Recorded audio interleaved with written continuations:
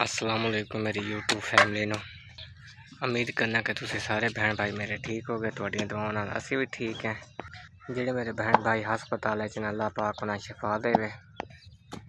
जेड़ा भी दुख तकलीफ च अल्लाह पाक उन्हें सारे शिफा देवे, उन्हां दी हर दिल दी मुरादां पूरियां करे। हर मुसलमान नूं अल्लाह पाक नेक रस्ते ते चलण दी तौफीक अता फरमावे। शुरुआत करते हैं प्यारी जी दुआ नाल अल्हम्दुलिल्लाह। देखते पे आगाज़ करते हैं अज का व्लॉग शुरू करते हैं। देखते पे कि अज जी साड़ी मिट्टी है ना लत्थी पई है बड़ी ना, यानी कि गाचियां वाली मिट्टी है। तो जिस टाइम बच्चे बनाते हैं ना बड़े औखे होंगे। इस तरीके जी रोड़े वाली मिट्टी होंगी ना, ये बहुत ज़्यादा मेहनत। ठीक होंगे तो दुआ से भी ठीक है। ईमान भाजी लगी है अपने कारोबार सवेरे झाड़ू देंदी फिरती है कि ईमान भाजी। हौली हौली बदल भी बने हुए ने, वेखो हवा भी ठंडी घुलती पई हैगी। हौली हौली ना मौसम खराब होंदा पिया हैगा। तवाल दा दिन ने वेखते फिर काम ते आ गए। अज रोजे साडे च किसी ने नहीं रखे। वो इन्हां के जाग नहीं सी उखड़ी। राती सुते लेट सा, काफ़ी ज़्यादा लेट सुते सा, इस वजह करके नींद नहीं उखड़ी। तो माशाल्लाह अज तुहानूं एक नवा बंदा विखाने उसकी डेकोरेशन वेख्या जी। सलमान भाई मिट्टी थोड़ी सी ट्राली लथी सी तो इस करके ना मिट्टी सारी पूरी गई सी बिच। बस यार थोड़ी जन कड्ढणगे तो घर चलणगे। शान भाई ना कढ़ाणगे। सलमान भाई गारा सड़दा खड़ा है तो अबू जान कढ़दा खड़ा है कला। शान भाई दे कला लग गया पिछदा एक पल लथी पीसूं तो दूसरी बार ले जाता है। भाई दी मिट्टी खत्म हो गई, इस करके अबू जान रखा मैं ना शान भाई दी मिट्टी नाल खत्म करवा देने।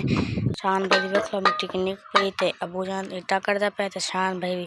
हाँ जी सलमान भाई तुसीं अपनी मिट्टी कढ आए हो? हाँ जी अपनी मिट्टी काट के आते हैं, शान भाई भी कढन लगे। अच्छा थोड़ा मंडी जाओगे फिर? शान भाई ढेर सारी मिट्टी काट ली सी। वेखो जी मिट्टी सी ना सारी भरी गई सी। मिट्टी सट्टण के कारण भरी गई सी मिट्टी। सलमान भाई ते अबू जान ने इटा कढ़िया ने क्या जी गाइस वेखते पे जी साडे बनाना आलू अज देखते पे आलू ते मुंगरे। आलू ते मुंगरे अच्छा मुंगरे काट के लेंदे ना बाजी ना पट्ठे ने गड्ढे सन उतो काट के लेंदे थोड़े। अच्छा वो बना के तो बाले रख दित्ते उबलते पे ने। हां जी अच्छा सही जी गाइस साडा सालन बना शुरू हो गया। मेरा सालन बनांदी पई है। शाम का टाइम हो गया देखते पे सालन नाल ही ना फिर तू दे फैसलाबाद ही ते जाना। अच्छा मोबाइल में व्लॉग कड़ा करदे पे व्लॉग साडा कट्टा जांदा। मोबाइल हो गया खराब ते हुन किस्तां लैन चले आ। अल्लाह खैर करे जे लभ गया था 10,000 घर चुकी जाता है कि 4,000 किराया लगेगा तो 5,000 उत्थे दे के आवेगा। मैं 5,000 महीने की किस्त देनी करनी।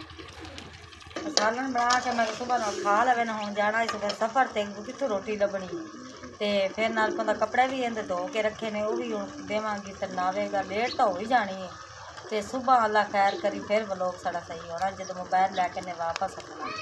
नहीं तो उतना तक मोबाइल नहीं सही होता। सुबह पता नहीं व्लॉग चढ़ता नहीं चढ़ता क्योंकि मैं कहता सुबह हट होना वापस।